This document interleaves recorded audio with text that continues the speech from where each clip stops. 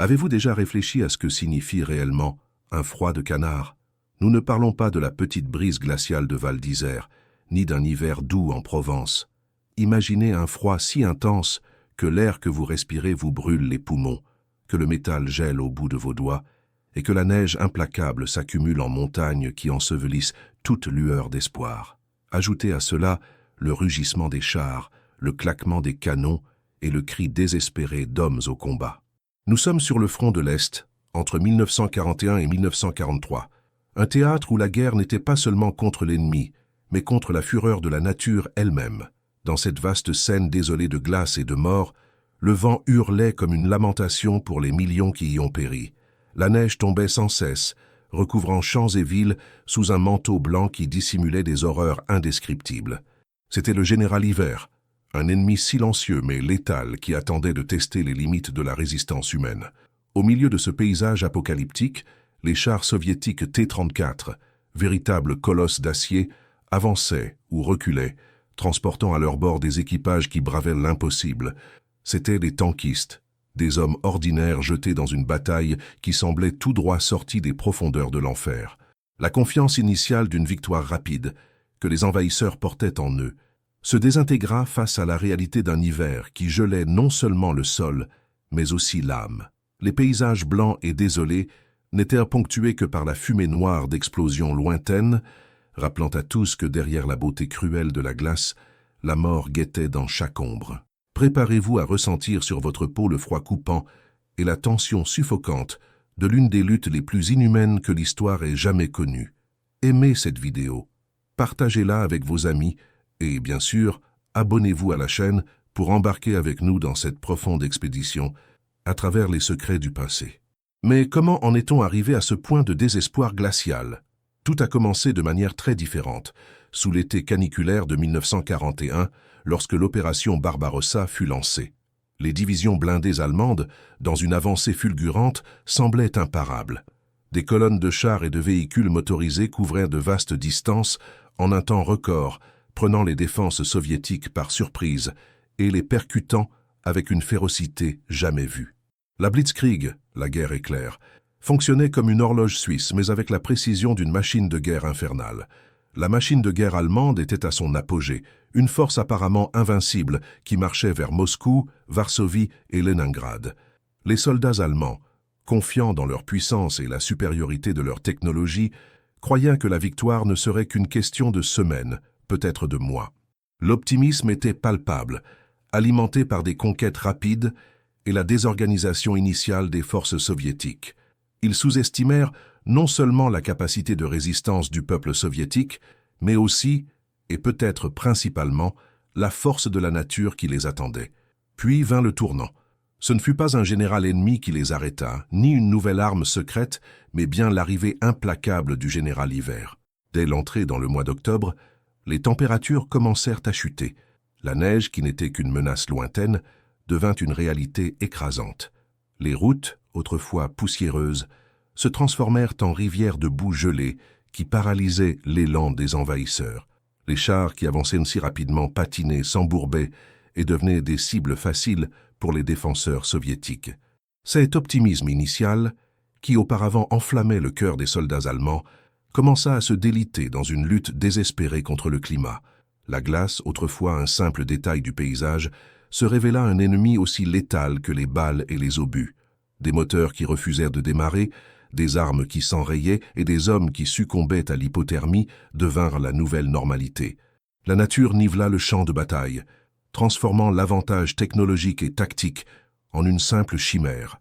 C'était un sombre prélude, préparant le terrain pour l'ascension du T-34 et l'enfer qui attendait ses équipages.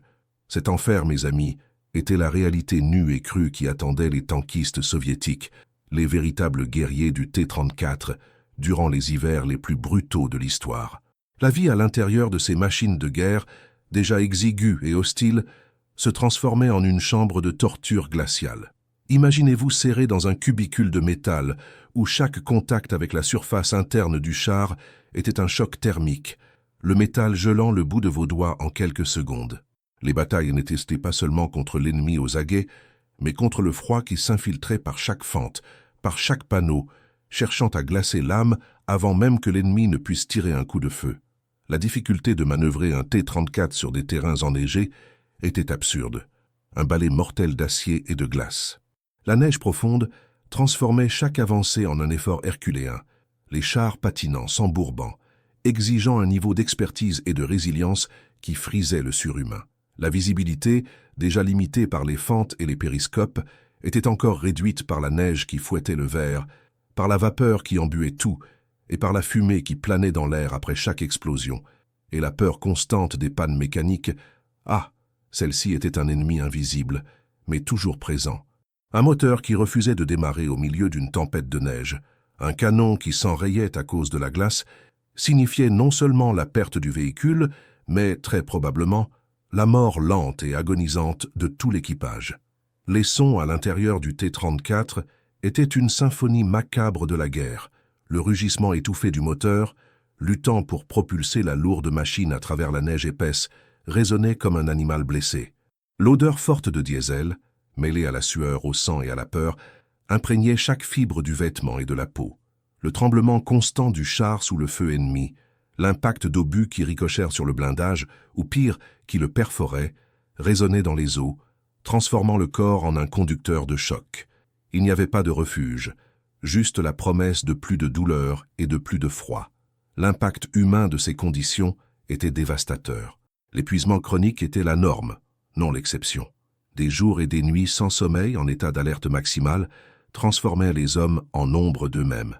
La faim et la soif étaient des compagnes constantes, souvent soulagées seulement par des rations congelées et de l'eau fondue de la neige, qui comportait le risque de maladie.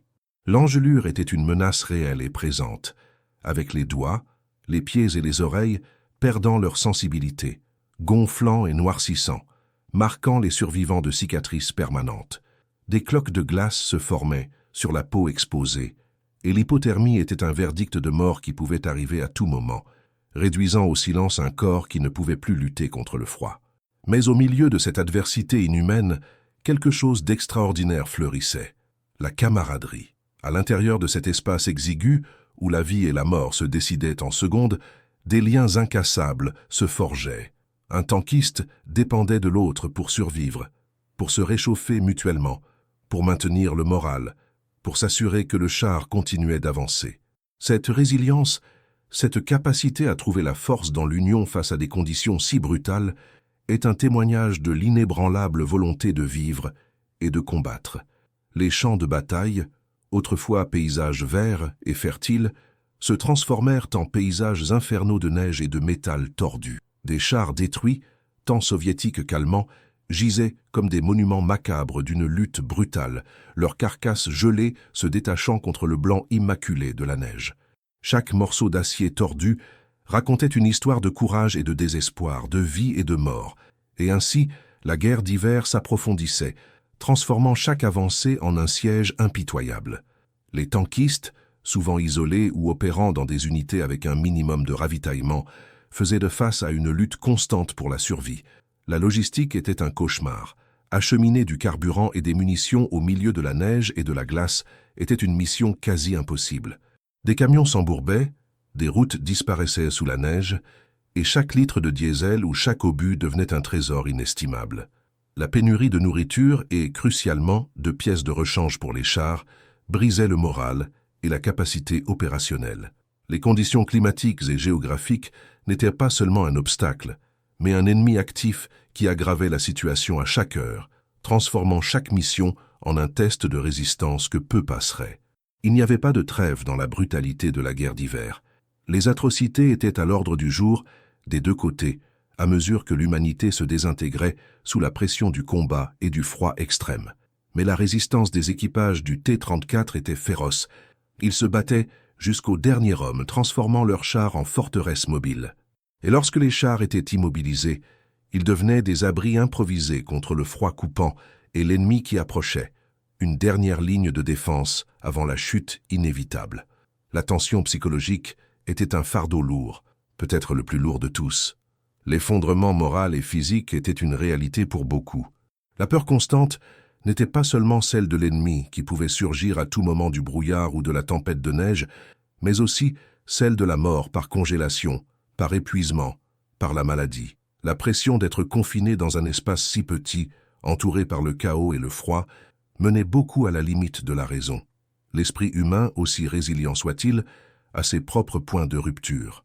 Et sur le front de l'Est, pendant l'hiver, ces points étaient testés à répétition, jour après jour, nuit après nuit. C'était une guerre non seulement pour la terre, mais pour l'âme elle-même.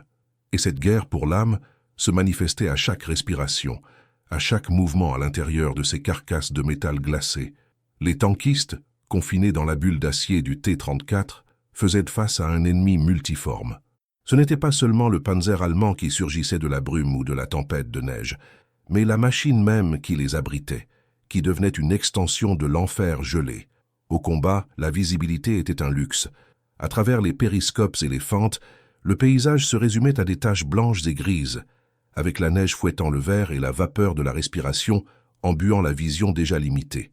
Viser une cible en mouvement, avec le char secoué sur un terrain irrégulier et gelé, était une prouesse qui exigeait des nerfs d'acier et une coordination presque télépathique entre le tireur et le commandant.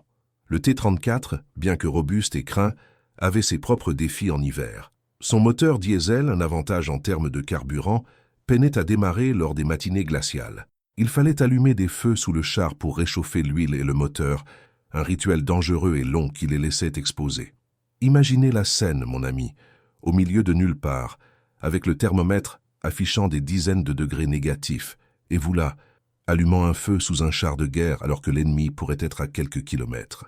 Et lorsque le moteur démarrait enfin, le son étouffé mais puissant résonnait à l'intérieur de la cabine, se mêlant au grincement des chenilles qui luttaient pour trouver de la traction dans la neige et la glace. Chaque manœuvre, chaque virage était un effort monumental, un balai lourd et dangereux sur un tapis de mort blanche. À l'intérieur du char, la claustrophobie était une compagne constante. L'espace exigu, conçu pour l'efficacité au combat, n'offrait aucun confort. Le métal, qui à l'extérieur était une protection, à l'intérieur était un conducteur implacable du froid, volant la chaleur du corps à chaque contact. Les mains, même gantées, perdaient rapidement leur sensibilité, rendant la manipulation des commandes une tâche ardue et douloureuse. L'humidité de l'air se condensait sur les parois internes, formant une fine couche de glace qui se détachait avec le mouvement du char, tombant sur les équipages comme une pluie froide et constante. L'odeur de diesel, de sueur, de poudre et parfois de sang imprégnait tout, créant une atmosphère oppressive qui semblait crier à chaque instant. Vous êtes pris au piège ici, et l'enfer est dehors. La vie d'un tankiste de T-34 était un cycle interminable de batailles contre l'ennemi et contre les éléments. Quand ils n'étaient pas en combat direct, ils luttaient pour maintenir leurs machines opérationnelles. La maintenance préventive était une illusion. Le travail était presque toujours correctif, fait dans des conditions inhumaines. Réparer une chenille cassée au milieu d'une tempête de neige, avec les doigts gelants et le vent coupant fouettant le visage, était un martyre. Les outils glacés au toucher collaient à la peau et chaque écrou ou boulon semblait avoir été soudé par le général Hiver lui-même. La pénurie de pièces de rechange était une réalité brutale, forçant les mécaniciens à improviser avec ce qu'ils avaient ou à cannibaliser d'autres chars détruits, souvent sous le feu ennemi. Et la logistique. Ah, la logistique. Elle était le véritable talon d'Achille de toute armée dans ce scénario. Pour les tankistes, la difficulté d'acheminer du carburant et des munitions était un cauchemar quotidien. Les camions de ravitaillement s'embourbaient dans la neige profonde, où étaient des cibles faciles pour les attaques aériennes et les embuscades ennemies. Souvent, les chars opéraient avec les réservoirs de carburant en réserve, les munitions comptées et la nourriture congelée. La faim et la soif étaient des compagnes constantes. L'eau fondue de la neige était rationnée et souvent contaminée. La nourriture, quand elle arrivait, était des rations sèches et congelées, difficiles à mâcher et encore plus difficiles à avaler avec la gorge sèche. À chaque kilomètre avancé ou reculé, la distance des dépôts de ravitaillement augmentait, transformant la survie en une équation complexe et cruelle. La brutalité de la guerre en hiver ne connaissait pas de trêve. Il n'y avait pas le temps de s'occuper adéquatement des blessés et la ligne entre la vie et la mort était mince. Une blessure légère, qui dans d'autres conditions serait traitable, pouvait rapidement devenir fatale à cause du froid et de l'infection. La résistance des équipages du T-34 était légendaire, forgée dans la nécessité et la pure obstination. Ils se battaient jusqu'au dernier homme, transformant leurs chars en forteresses mobiles. Et lorsque les chars étaient immobilisés, que ce soit par des pannes ou par le feu ennemi, ils ne se rendirent pas facilement. Les T-34 se transformaient en abris improvisés, des points de résistance où l'équipage continuait à se battre avec ses armes personnelles ou utilisait le char comme bouclier contre l'ennemi et le froid coupant. C'était cette détermination, cette fibre qui poussait ces hommes, la volonté inébranlable de ne pas céder. La tension psychologique, déjà mentionnée, s'ajoutait à une couche de peur qui allait au-delà du combat.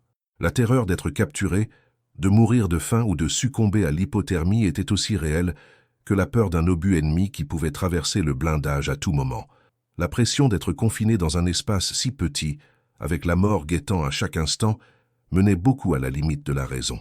L'esprit humain, aussi résilient soit-il, a ses propres points de rupture, et sur le front de l'Est pendant l'hiver, ces points étaient testés à répétition, jour après jour, nuit après nuit. C'était une guerre non seulement pour la terre, mais pour l'âme elle-même. Et à chaque aube glaciale, la question silencieuse résonnait. Combien de temps pouvons-nous tenir? Cette question, mon ami, martelait dans la tête de chaque tankiste à chaque jour qui se levait sur le front gelé.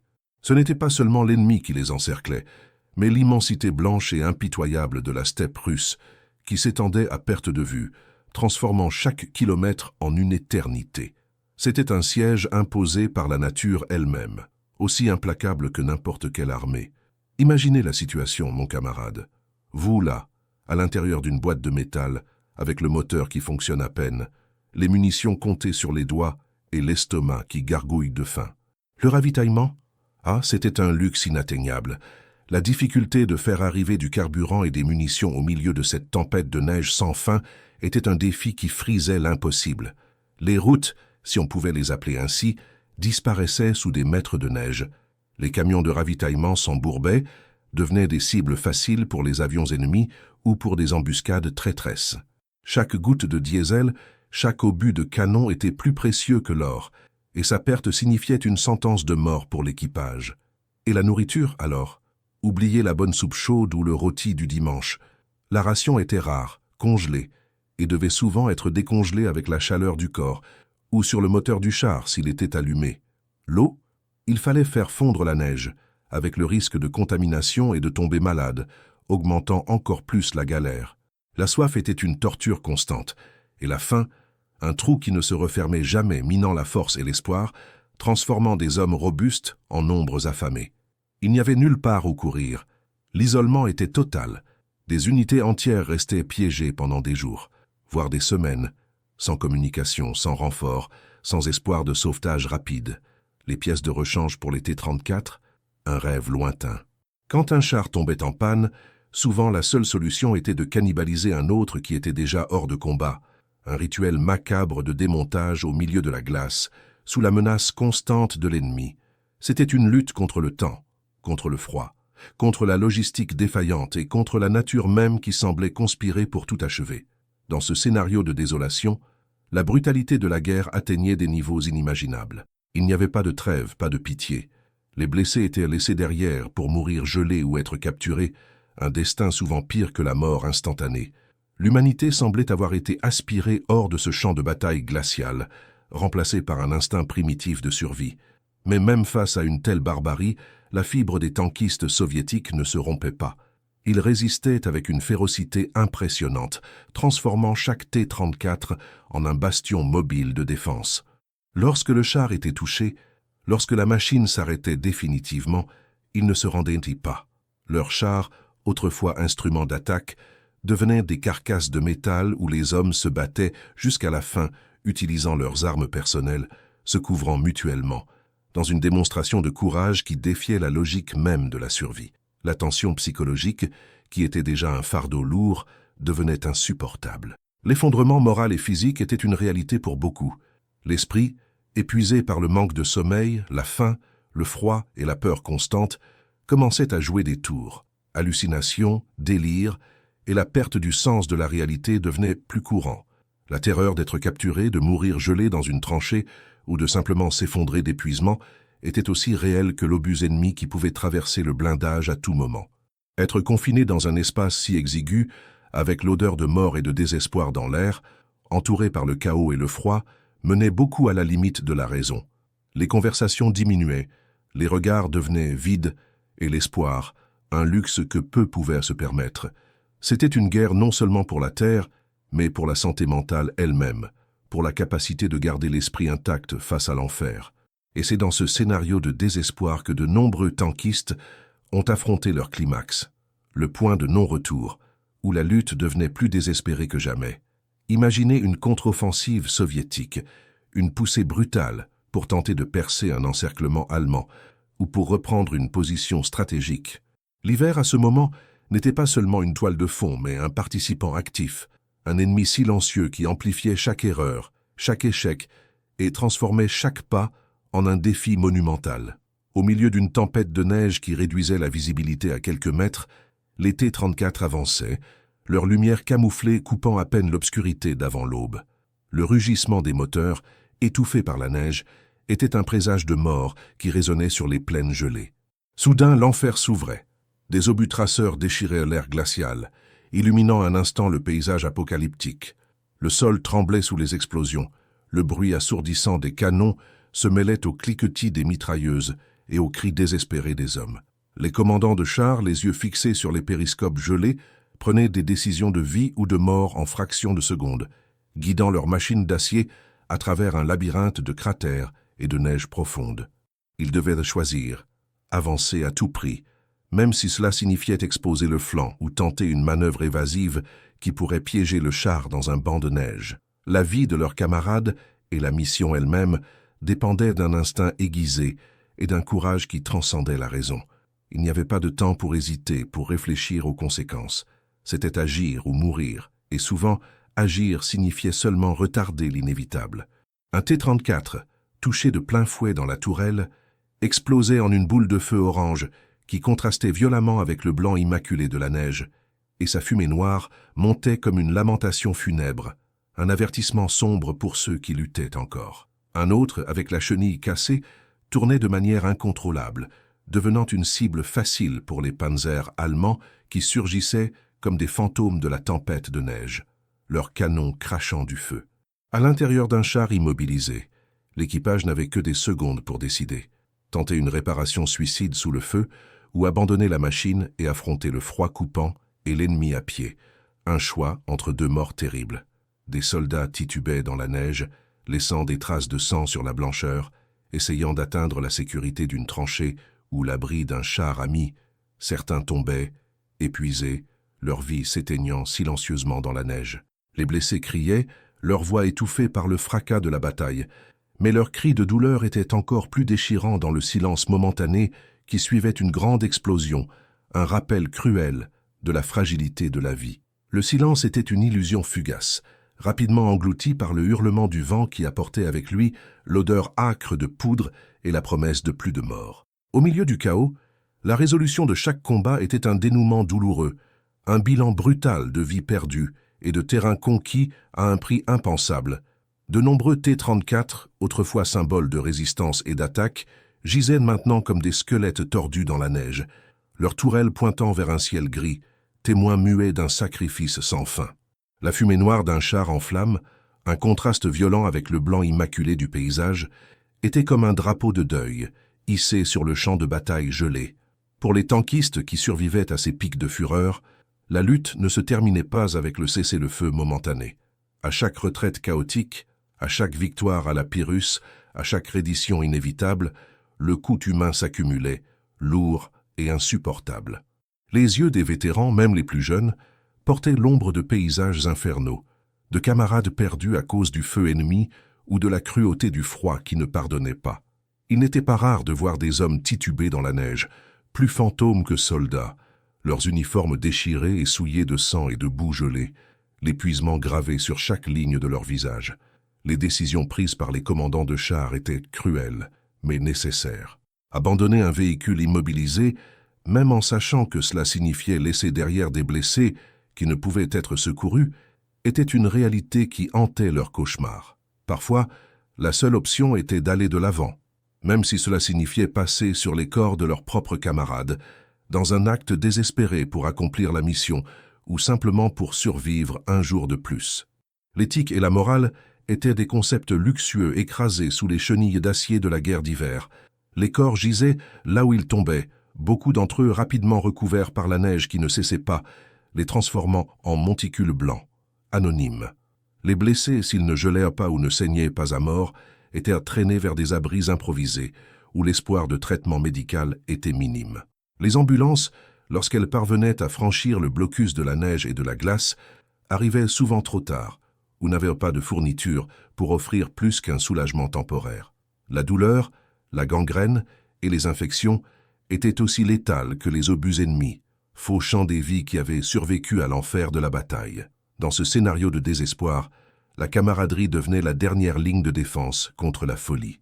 Les hommes partageaient la dernière portion de nourriture congelée, se réchauffaient mutuellement avec la chaleur de leurs corps épuisés et chuchotaient des mots d'encouragement à peine audibles au-dessus du hurlement du vent. La résilience n'était pas un choix, mais une imposition, une nécessité brutale pour affronter la prochaine vague d'attaque, la prochaine tempête de neige, la prochaine nuit sans fin. L'esprit humain, même sous une telle pression, trouvait des moyens de s'accrocher à la vie, à une petite flamme d'espoir au milieu de la glace. Mais cet espoir avait un prix. Les cicatrices n'étaient pas seulement physiques, mais profondément gravées dans l'âme. Ceux qui ont survécu à ces hivers brutaux portaient le fardeau de souvenirs qui ne pourraient jamais être effacés. Le silence de la nuit, qui pour d'autres apportait la paix, pour eux était rempli des échos des cris des blessés, du grincement métallique des chenilles et du claquement des canons. La guerre d'hiver était un moulin à viande et à esprit, broyant l'humanité jusqu'à ses limites les plus extrêmes, ne laissant derrière que des fragments. Chaque matin, lorsque le soleil pâle tentait de percer les nuages lourds, se révélait un paysage encore plus désolé. Des arbres défeuillés et cassés par le froid et les explosions, des villages réduits à des décombres et des cendres, et la neige, toujours la neige, recouvrant tout d'un manteau d'oubli qui ne pouvait cacher la vérité. Le coût de la survie était la perte de l'innocence, la perte de la foi en un monde juste et la certitude que l'humanité était capable d'une cruauté inimaginable, amplifiée par l'indifférence de la nature. Ces batailles, qu'elles fussent de grandes contre-offensives ou de petites escarmouches, étaient toujours un test de résistance. Les T-34, bien que notoires pour leur robustesse et leur simplicité, étaient des machines, et les machines échouent. La glace et le froid rendaient chaque panne extrême, transformant un petit défaut en une sentence de mort. Un radiateur gelé, un système de carburant bouché, une chenille fissurée, n'importe lequel de ces problèmes, au milieu du combat, scellait le destin d'un équipage. Les mécaniciens travaillaient sans relâche, souvent sous le feu, les mains gelant au contact du métal, essayant de ressusciter les machines qui étaient le seul espoir de leurs compagnons. L'image d'un T-34 en flammes, avec l'équipage essayant d'échapper à l'enfer de métal en combustion, était une vision courante et terrifiante. Ceux qui parvenaient à sortir étaient immédiatement confrontés au froid coupant, à la menace de l'ennemi qui les chassait comme des proies dans la neige, et à la douleur insupportable des brûlures. Il n'y avait souvent nulle part où courir. Le terrain était un ennemi, la visibilité était nulle et la mort guettait dans chaque ombre, dans chaque monticule de neige. Et lorsque la bataille diminuait enfin, ne laissant derrière que le silence lourd et l'odeur de la mort, ce qui restait était le décompte des morts et des blessés. Chaque nom perdu était un coup porté au moral déjà ébranlé, un rappel que la chance était capricieuse et la vie éphémère. Les tranchées devenaient des cimetières improvisés, la terre gelée cédant à peine pour recevoir les corps de héros anonymes. La victoire, lorsqu'elle arrivait, était toujours à la Pyrrhus teinte de sang et de larmes, et l'amère saveur de la perte surpassait toute euphorie. La lutte désespérée pour chaque mètre de terrain, pour chaque jour de vie, laissait des marques indélébiles. L'épuisement mental était aussi profond que le physique. Beaucoup succombaient au choc de la bataille, au froid et à la privation, développant des troubles qui les accompagneraient pour le reste de leur vie, s'ils avaient la chance de survivre. La guerre d'hiver n'était pas seulement une bataille militaire, c'était une guerre totale contre l'humanité, testant les limites de la résistance et de la raison. Et dans ce scénario, le tankiste du T-34, confiné dans sa forteresse d'acier, était l'épicentre de cet enfer gelé, un témoignage vivant du coût exorbitant de la survie. Mais qu'arrivait-il à ceux qui, par miracle, parvenaient à sortir vivants de cet enfer de glace et de plomb? La survie, mes amis, n'était que le début d'une nouvelle bataille, une guerre silencieuse livrée à l'intérieur de l'âme elle-même. De nombreux tankistes portaient non seulement les cicatrices visibles des engelures, des amputations, des brûlures qui déformèrent le corps, mais aussi des blessures invisibles, encore plus profondes et difficiles à guérir. Le froid intense et la privation laissaient des marques permanentes. Problèmes respiratoires chroniques, douleurs articulaires qui lançaient à chaque changement de temps. La sensibilité diminuait dans des membres qui avaient failli être perdus. C'était comme si l'hiver du front de l'Est s'était logé à l'intérieur d'eux, un rappel constant de la cruauté qu'ils avaient vue. Mais les pires séquelles étaient celles qui hantaient l'esprit. Le trouble de stress post-traumatique, aujourd'hui tant discuté, était une réalité brutale et sans nom à cette époque. Des cauchemars vifs, où le rugissement des canons et l'odeur de diesel brûlé revenaient chaque nuit, volaient le sommeil et la paix. Beaucoup voyaient leurs camarades morts à chaque coin de rue sombre, entendirent les cris des blessés dans le silence de la nuit. La difficulté à se réintégrer à la vie civile était immense. Comment expliquer ce qu'ils avaient vécu à ceux qui n'y étaient pas? Comment ressentir du plaisir dans les choses simples de la vie quand on a vu tant de malheurs? La société, épuisée par la guerre, tentait d'aller de l'avant. Mais pour ces hommes, le temps semblait s'être arrêté le jour où ils sont entrés dans ce T-34. Ils étaient des étrangers dans leur propre pays, avec des regards vides qui reflétaient les paysages désolés qu'ils avaient laissés derrière. Les villes, qui furent autrefois des centres de vie vibrants, étaient en ruine, des tas de décombres et de cendres. Rentrer à la maison signifiait souvent ne trouver que la mémoire d'un foyer, d'une famille déstructurée, d'un monde qui n'existait plus. La reconstruction était lente et douloureuse, et à chaque brique remise en place, le souvenir de la destruction était renouvelé. La mémoire de la guerre n'était pas quelque chose que l'on pouvait simplement tourner la page, comme une série qui se termine. Elle était gravée dans les murs détruits, dans les monuments improvisés, et principalement dans l'âme de chaque survivant. Ils étaient la preuve vivante que la guerre ne se termine pas lorsque le dernier coup de feu est tiré.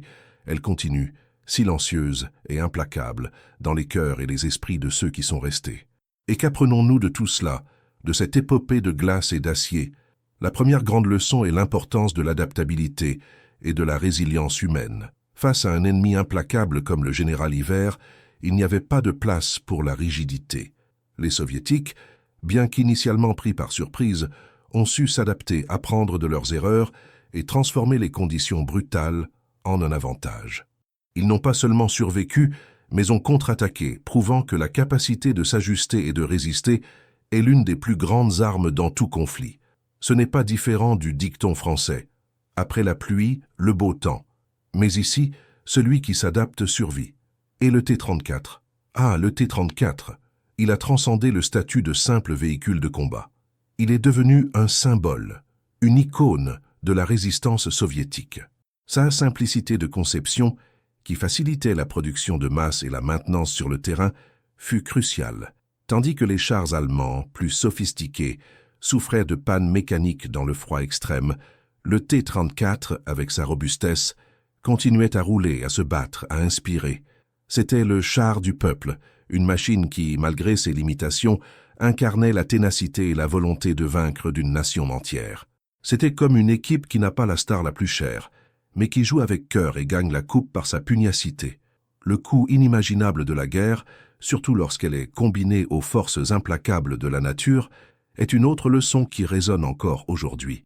L'hiver, sur le front de l'Est, n'a pas été seulement un facteur. Il a été un personnage central, un exécuteur silencieux qui a fauché plus de vies que de nombreuses batailles.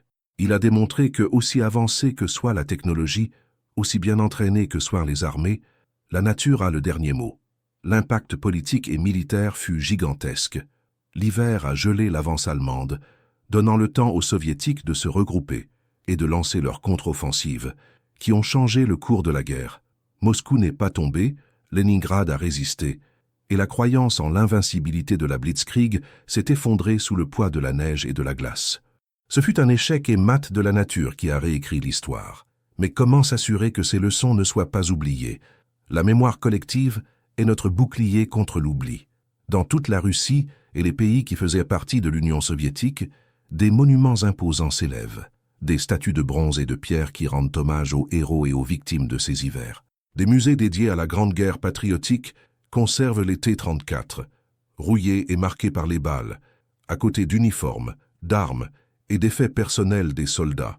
Chaque artefact raconte une histoire, chaque photo un regard, chaque char une cicatrice. Ils sont les gardiens silencieux d'un passé qui ne peut être effacé. Les récits des vétérans, tant qu'ils sont encore en vie, sont des joyaux inestimables. Leurs voix, souvent étranglées par l'émotion et la douleur, sont le témoignage le plus pur de la réalité qu'ils ont vécue. Ce sont les conteurs d'histoires qui nous permettent de ressentir, même de loin, le froid, la peur et le courage qui ont défini cette époque. Entendre un vétéran raconter comment il a survécu à une tempête de neige à l'intérieur d'un char immobilisé ou comment il a vu ses amis gelés est une expérience qui nous connecte directement à l'histoire. C'est comme entendre un grand-père raconter ses aventures de jeunesse, mais avec la gravité de celui qui a vécu l'enfer. Et l'art, dans ses diverses formes, joue également un rôle fondamental. Des films épiques, des livres devenus des classiques de la littérature de guerre, des chansons qui font écho à la douleur et à l'espoir de ce temps. Toutes ces œuvres maintiennent vivante la mémoire des tankistes du T-34, garantissant que les futures générations comprennent le sacrifice et la résilience démontrés. Elles nous forcent à réfléchir sur la brutalité de la guerre et l'importance de la paix. Les cicatrices de cet hiver restent gravées non seulement sur la terre gelée du front de l'Est, mais profondément dans l'âme d'une nation et, par extension, dans la conscience de l'humanité. Ce sont des rappels éternels que, même dans les conditions les plus inhumaines, l'esprit humain peut trouver la force de lutter, de résister et de, qui sait, même rêver d'un lendemain. L'histoire des tankistes de T-34 en hiver n'est pas seulement un chapitre d'héroïsme militaire. C'est un conte sur la fragilité de la vie et l'indomptable volonté humaine. Cette indomptable volonté, forgée dans l'enfer glacial du front de l'Est, est la flamme qui, encore aujourd'hui, nous éclaire et nous guide. Elle résonne à travers le temps, nous rappelant que, aussi implacable que soit l'hiver de la guerre, la résilience de l'esprit humain est capable de faire fondre même la plus dure des glaces, de surmonter les adversités les plus terribles. Les tankistes du T-34, confinés dans leur carcasse d'acier, ont affronté non seulement l'ennemi visible qui surgissait de la tempête de neige, mais la nature elle-même dans sa forme la plus brutale, une force qui testait les limites de l'existence. Ils étaient la ligne mince entre la victoire et la défaite, entre la vie et la mort, et leur courage résonne à travers les décennies, un témoignage silencieux et éternel de sacrifice. L'histoire de ces hommes qui ont transformé leur char en forteresse mobile et leur corps en bouclier contre le froid et l'ennemi est plus qu'un chapitre militaire. C'est un miroir qui nous confronte à la froideur de l'histoire, qui oublie parfois les visages et les douleurs derrière les grands chiffres et les stratégies de bataille. Mais, en même temps, elle allume en nous la flamme de la mémoire, une lumière inextinguible pour que nous n'oublions jamais le coût de la liberté et de la paix, et la valeur inestimable de chaque vie. C'est une ode à ceux qui, même sans les projecteurs de la reconnaissance immédiate, ont lutté, sont tombés ou ont survécu pour raconter une histoire de douleur, de gloire et d'espoir indomptable. Ils nous enseignent que l'humanité, dans ses moments les plus sombres et désespérés, peut trouver la force et la lumière en elle pour persister, pour rêver d'un lendemain, même lorsque le présent est un cauchemar gelé, où chaque jour est une lutte pour l'existence même. Si ce voyage intense à travers la mémoire des tankistes du T-34 et l'hiver cruel du front de l'Est a touché votre cœur, si cela vous a fait réfléchir sur la force et la fragilité de l'esprit humain face à la guerre et à la nature, alors ne manquez pas la chance d'approfondir encore plus. Aimez cette vidéo, partagez-la avec vos amis et bien sûr, abonnez-vous à la chaîne pour ne manquer aucune de nos prochaines expéditions historiques. Nous voulons savoir, quel autre chapitre de la Seconde Guerre mondiale aimeriez-vous explorer avec nous? Laissez votre commentaire juste en dessous et venez faire partie de notre communauté d'amateurs d'histoire. À la prochaine, tout le monde!